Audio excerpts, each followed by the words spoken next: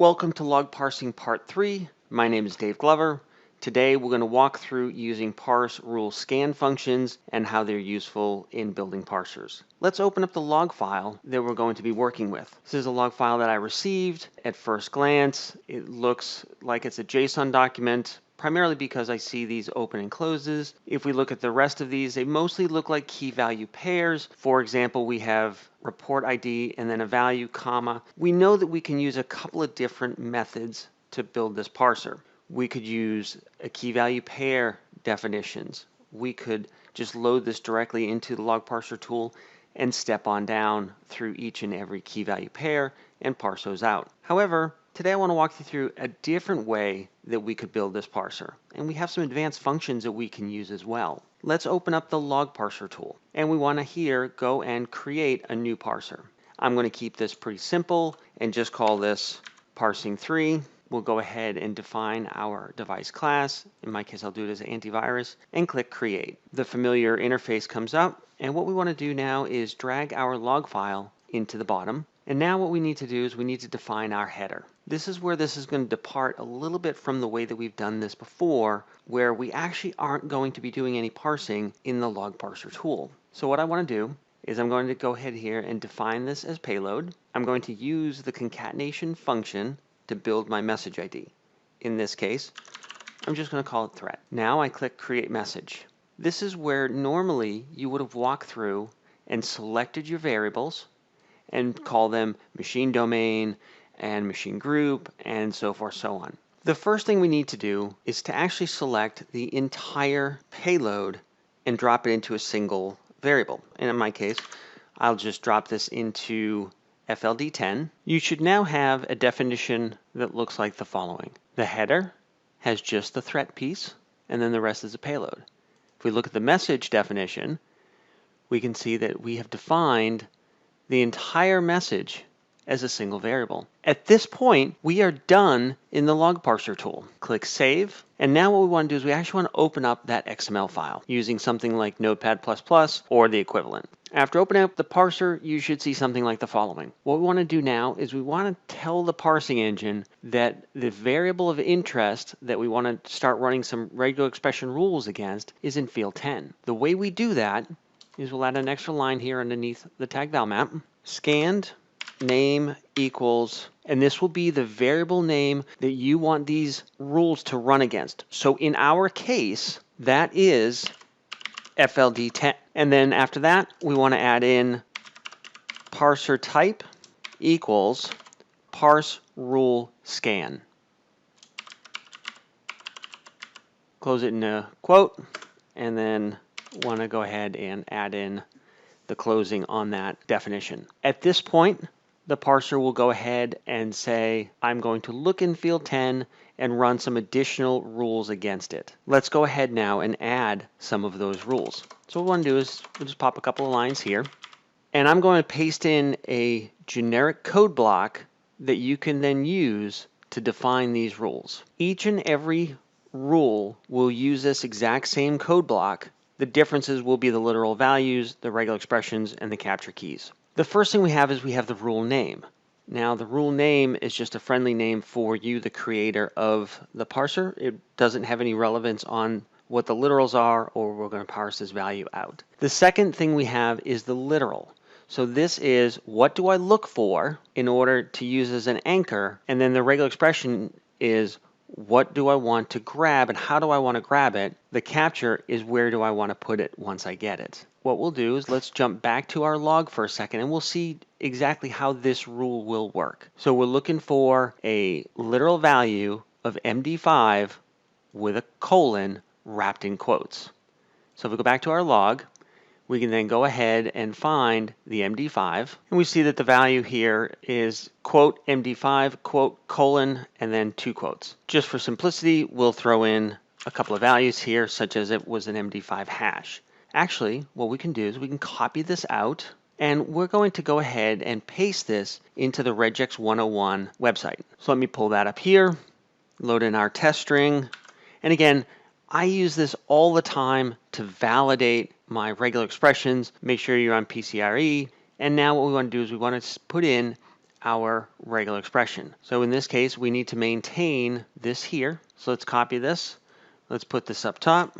And now we need to define what we need to look for within these quotes. What I'm going to do is I'm going to put in a regular expression of open parentheses, dot, star, question mark, close parentheses. And what you might see is something like this here where it didn't actually grab what you were looking for. In this case, spaces matter. Spaces are very important. Also, one thing that I don't have here, quotes and a comma. What I want to do is I want to wrap this in quotes and a comma. Once I do that, you'll notice that the value that we're interested in gets highlighted green and goes to group 1. So I know that my regular expression is correct for this type of a value that I'm looking for. So let's go back to the parser now. And what I want to do is make sure that I am adding in the correct regular expression. For this to work, everything has to have the XML representation of the values. So in that regard, ampersand QUOT semicolon is the XML representation of quote. Also, the capture key. Typically, when we write parsers through the log parser tool, we are using the envision variable names. We're using saddr instead of ip.source, daddr instead of ip.dst. When we use the parse rule scan function, we are using the netwitness variable names. Let's go ahead and add an additional rule. One thing to keep in mind, unlike the traditional XML parsings where you need to define everything that may change and you need to define every variable, in this case, I only need to define the variables that I am concerned about or that I care about, which means if all I cared about in this entire log message was this MD5 hash, I could literally stop here. That's really not all I'm looking for. So let me go ahead and add or copy this rule block, and I want to add another one. Now that we've pasted in our second rule block, let's go back into the log message and find out what we want to do next. So if we go back into this log, what we want to do is we want to do while executing was detected. So let's go ahead and grab that literal. I like to copy them so that I make sure that the case is right and everything else. And what we're going to do is we're going to go into the rule name, and we can put something like detect while exe. Again, it's just a friendly name for what that rule blocks is. I want to now go ahead and paste this in where the MD5 was. The next thing I want to do is pick where I want to parse that value to.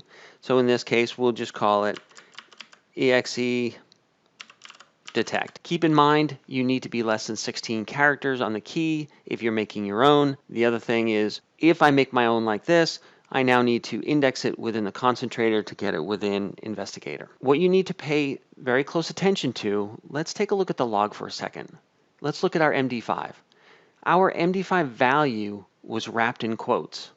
However, our false value is not. So we need to go back to our parser and remove out the comma and the quotes. And now we should have an expression that looks like open parenthesis, period, star, question mark, close parenthesis. What I like to do a lot of times is use regex 101 to make sure that my regex expression is going to end where I expect it to. Now let's test our regular expression filter to see if it gets what we want it to get. Back to regex 101, I have my expression loaded, my test string loaded, and we can see that this is not going to grab what we're looking for. Let's play with the expression a little bit. Let's get rid of our question mark. So now we're just a period star, and we can see that it actually will grab the actual expression that we're looking for. So it'll grab false and put it into group 1, so we may think that we are good here. However, what I like to do sometimes is add in additional characters afterwards and see if it grabs those as well. So let me go ahead and add in something else, such as just another word. Here's where the problem begins. Our expression is going to grab not only the value that we want, but it will continue on until there's nothing left. That is not a desirable outcome for what we're trying to do, which means our regular expression is wrong. What can we do? Well,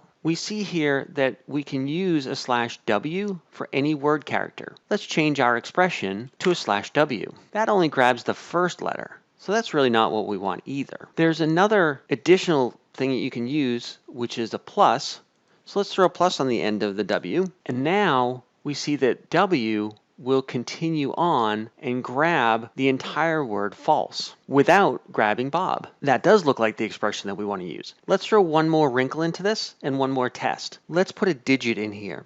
Because regular expression filters can treat digits versus ASCII characters different, we just want to make sure that if a number came in here, that it would grab that as well. So let's replace that with a 12, for example. And we can see that still goes ahead and grabs the values that we're looking for. It grabs everything up until the space. So we know now that we want a open parentheses, \W plus, close parentheses. This is the filter that we want. Let's go ahead now and put that in. We've validated, we've verified that this will now go into and capture the appropriate values. Once you've done this, it really is just more of the same to pick the different filters and variables that you want. But let me show you a special case of something that we can do that's very cool. Going back to the log file, we have alert title, virus name, and description, or action if you would like. Let's put this entire thing into regex 101. Once we do that, we can use the familiar period, star, question mark, and we see here that the entire string in between the quotes would be parsed into group 1. But that's not really what I want to do. I would really like to take everything within the tick marks and put that into virus name, but then go ahead and put the whole thing into signature name, or wherever you'd like to put it. What does that look like? If we change our regular expression filter and put in something like this, so we have open parentheses, tick mark, open paren, period star, close paren, tick mark, and then a little bit more, you can see that we're actually pulling out the virus name into group 2, the entire sig name, in this case what I want to call it, into group 1. We now have our regular expression. Let's go back and add that rule block into this as well. So we're going to go here. We'll then go ahead and just copy that out, paste that in, give myself a space, and what I want to do is give it a name. So this will be alert title. What is my regular expression literal value? What we're going to do is we're just going to use alert title. The regular expression that we're going to use will be the one that we did within regex 101. Keep in mind we do have the values wrapped around in quotes, so we do need to add in the &QOT. The capture here. So the capture key 1 is going to be sig name. Again, this could go anywhere you want, but for me, I'm going to actually do it as sig name. I'm going to copy this line out, paste it right down below, call this virus name, and I'm going to change this to index 2. Think of the indexes as capture groups. So when we were in regex 101, capture group 2 was just a short virus name. Capture group 1 was the full value between the quotes. So that's how I do it here. I can use different capture groups to take a single item and parse it into multiple places. Once we're done with this, we can now go ahead and save it and deploy it to a log decoder. The one thing that the log parser tool does not know about is anything that's within the scanned rule part. Any of these rule blocks, the log parser tool has no knowledge of. If you try to edit these within the log parser tool, it will not work. At this point, we have Md5 parsing, we have detect while executing parsing, and we have alert title parsing. This parser, as it stands right now, if these were the only 3 values that you cared about, you could actually go ahead and deploy this parser, and it would work just fine. If you want to make changes to this parser later on afterwards and find that instead of these 3 or in addition to these 3, you'd like to add some more, you can then go ahead and actually go and expand on this and add more rules within it. Hope that was helpful, and stay tuned for part 4.